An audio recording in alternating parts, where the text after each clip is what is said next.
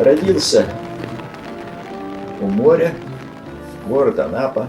Потом жил в Ленинграде после переезда в 30-м году. Ну и, конечно, Финский залив, Балтика, опять море. Началась война, шел на юг, уходя от немцев, поскольку они уже заняли Крым и бомбили Северный Кавказ, шел по берегу моря до самого Сухуми.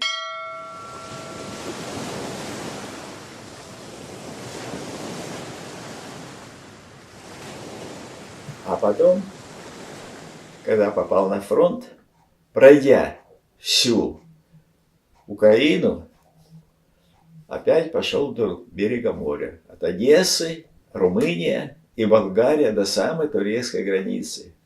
Причем так шли, ну, как обычно, поход идет, там 45 минут, 15 минут отдых. 15 минут отдых, быстренько раздеваемся и в море. И каждые на 45 минут потом купались в море. Ну, я и рад был, конечно, что рядом со мной море. Ну, а потом опять уже Ленинград, работа в детской парусной школе. И, конечно, все лагеря на берегу моря. Поскольку на яхтах тренировались, ходили, дети учились, все на море. Вот так вот. А когда поменялись квартирами с Ленинградом, приехал в Ялту, опять море. Юлечка, ты очень нечетко говоришь. Это тебе так слышится, ты же плохо слышишь. Ну, я плохо слышу, да, но четко Да, надо говорить. Ты сама говоришь, ты плохо слышишь.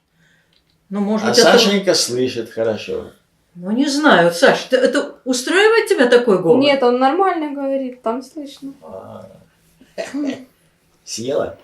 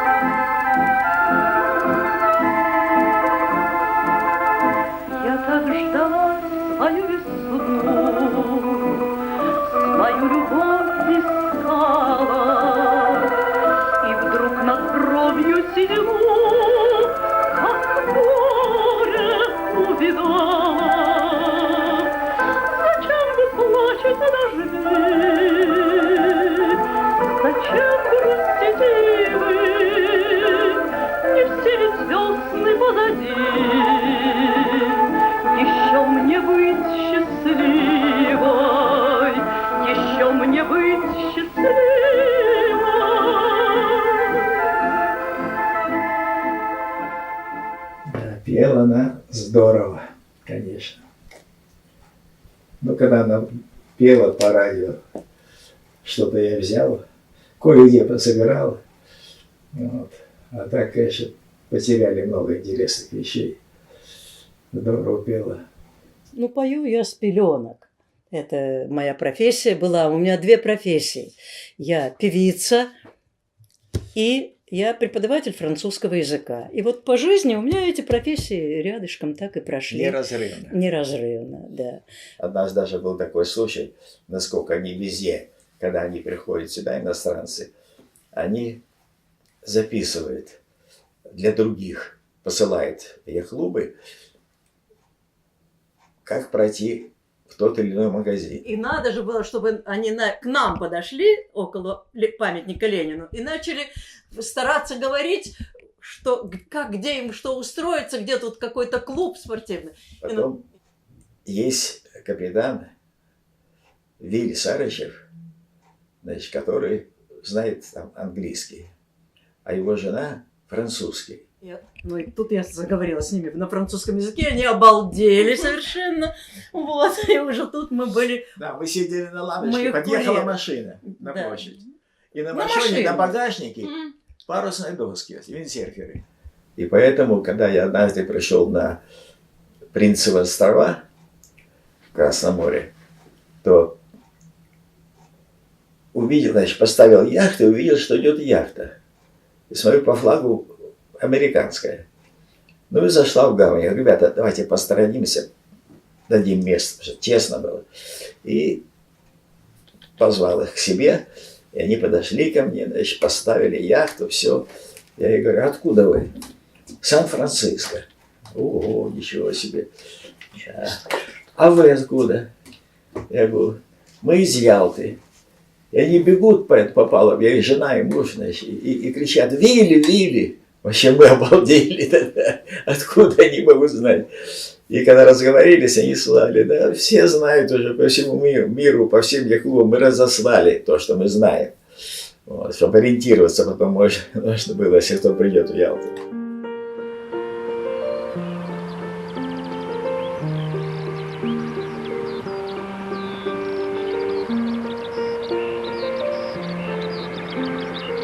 Первый толчок был это во сне.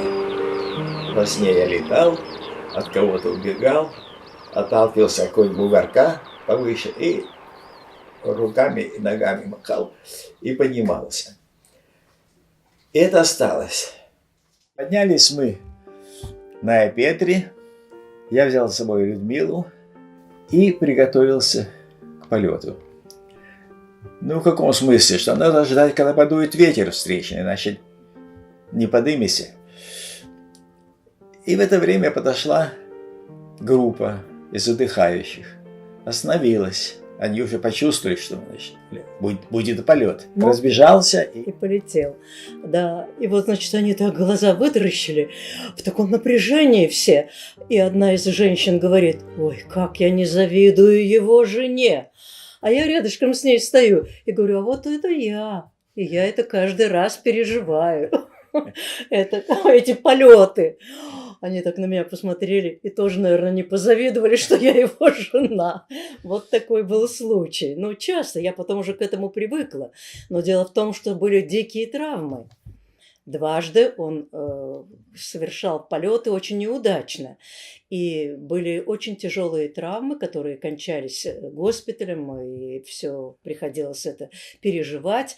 Так что вот эти экстремальные такие дела, они, конечно, отражались и на моем здоровье тоже.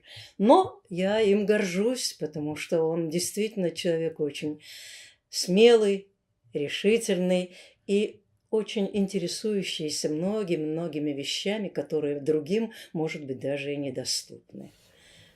Ну и, конечно, трудно передать эти ощущения, невозможно. Это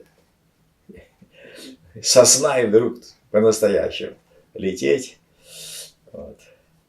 Ну, были, конечно, и неудачные полеты, не без этого. Были и гибели ребят, но я как-то это дело меня обошло, ну, нос сломал. После очередной травмы я сказала, Виля, я с тобой развожусь, или ты прекращаешь эти полеты. Она поставила вопрос, или дельтаплан, или я с тобой развожусь. Да, или я, или дельтаплан. Да, ну это, конечно, смешно звучит. Ну, это в горячах. Так. Да, это было сказано сгоряча, но, во всяком случае... Еще раз упал. Еще раз упал. Но нет, постепенно это все сходило на нет, и уже как-то так было полегче. Да. Вот. Но не знаю. Полеты, приземления проходили без аварий. Это еще, да. Все здесь сделалось. И в комнате то, что вот эта Ну, я стенка, говорил, да, все он сделал своими руками. Вот это тоже надо сказать, что он вот куда вот в любую область он не войдет, он везде добивается удачи. И вообще мы друг за друга стеной. Так, дай бог, чтобы было дальше. Да куда ж тут? Теперь же бежать некуда и не надо. Уже некуда бегать, да? Нет. Кончились побегушки. Ах ты, намекаешь ты что-то. А как же, а как же. Неловко и негромко я за надежду этих слов хвачу, как за соломку. Зачем вы плачете дожди? Зачем грустите вы? Не все ведь весны позади. Еще мне быть счастливой, еще мне быть счастливой.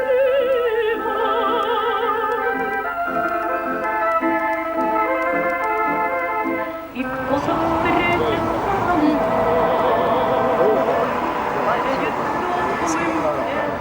А вот идем. Здоровья побольше. Спасибо. Еще мне быть счастливой, еще мне быть счастливой.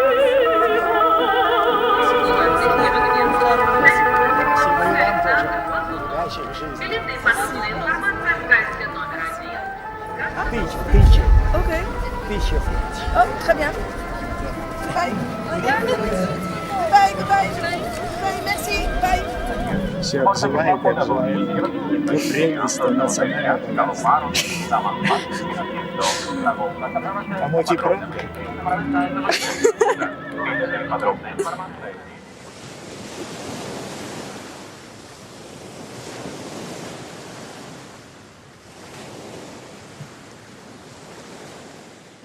А потом пошли уже путешествия за границу.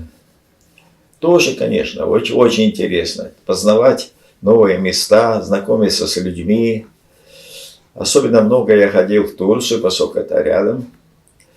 Назвали они меня, поскольку фамилия Сарычев, они звали меня Сары-капитан. Вот. Ну, двоякое название. Сары это или рыжий, или желтый, или золото. Сары. Но я считаю, пускай будет желтый капитан. Золотой, конечно, это чересчур. А желтый капитан подошло. Вот здесь мы в школе арендовали школу обыкновенную, петерговскую. И здесь располагались на лето. Вот здесь наши яхты в этой гавани. Гавань училища имени Попова. Вот это я тут, видишь, добил полную щеку еды. Это капитан катера. Ну, это так, все то же самое. Обед, продолжение. Кто-то убегает, а кто-то догоняет. А это Приморск, бывшая Койвиста. Это под Выборгом. Вот мы идем на яхтах. Пролив Бьоркезунд, Финский залив. Это по заливу, значит, у нас занятия ходим мы по заливу. Яхта Лира, это на которой я ходил. Один капитан что-то начал ругаться на ребят, на своих команду.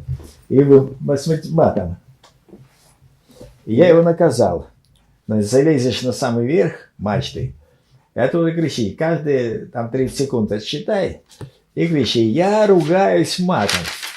Слушай, все хохочут, пальцы на него показывают. Он халтурить начал долго, не кричать. Я говорю, накажу, еще лишнюю минуту будешь орать.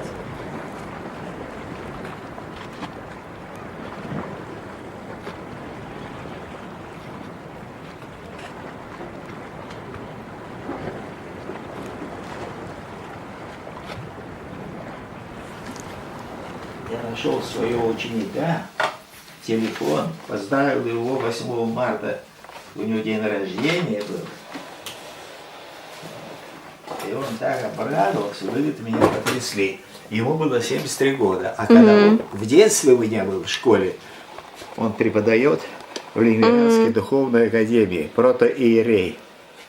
Велечка, достань мне мясорубку на секунду. Мне надо сделать котлеты, а я Как летом, так и зимой. старую достала мясорубку. Думаю, да зачем же, когда мне... Сейчас, Такой Славка, щас. Нет, но у тебя эти вот рукава, Лиля, все как-то сядет ровнее. Ты... Вот так. Вы начали рассказывать, как вы катали Кирилла, патриарха Да. Кирилла. Пришла компания. С ним была сестра, ну и какие-то там друзья сопровождали.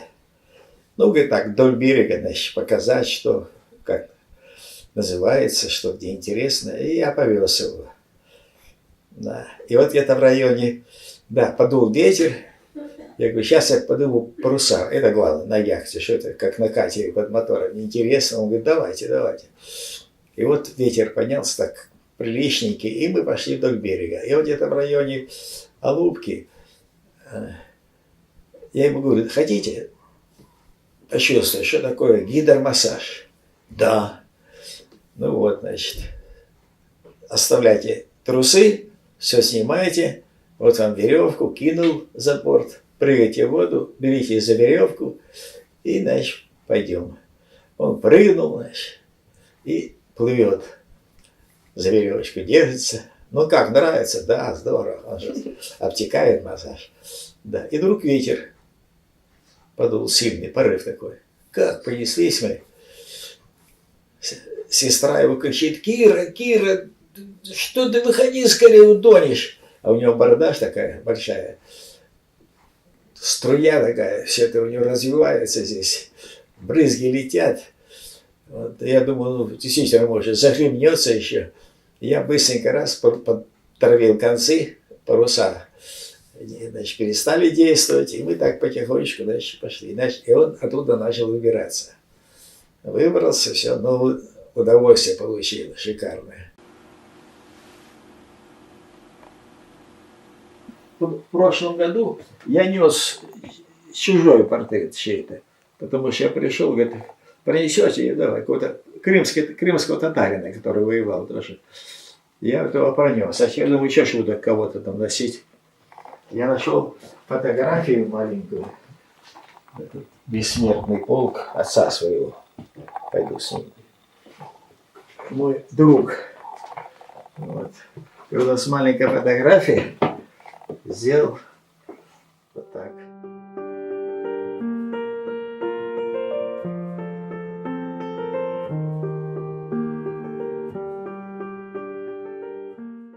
Нас надули. Написано «Мускат». А это такой рзац. Это не только нас, а всех. Это кошмар. Вот поверни бутылку. И как это можно такое? Она была закрыта, все. Так что там написано на ней? Мускат. Мускат. Белый красный. И вдруг вот такое вот на букву «Г». Пардон, но другого нет. Но мы были с Вилькой шокированы. Вот мы попиваем его перед обедом и думаем, где же этот мускат? Оно не сухое. Сухое. Короче говоря, мы его допиваем, а может быть еще нам попадется мускат. Ругаемся, но пьем. Ругаемся, но пьем. Да. Ну, с праздником, что ли? Ну, с ним. Да. Давайте. Побирай.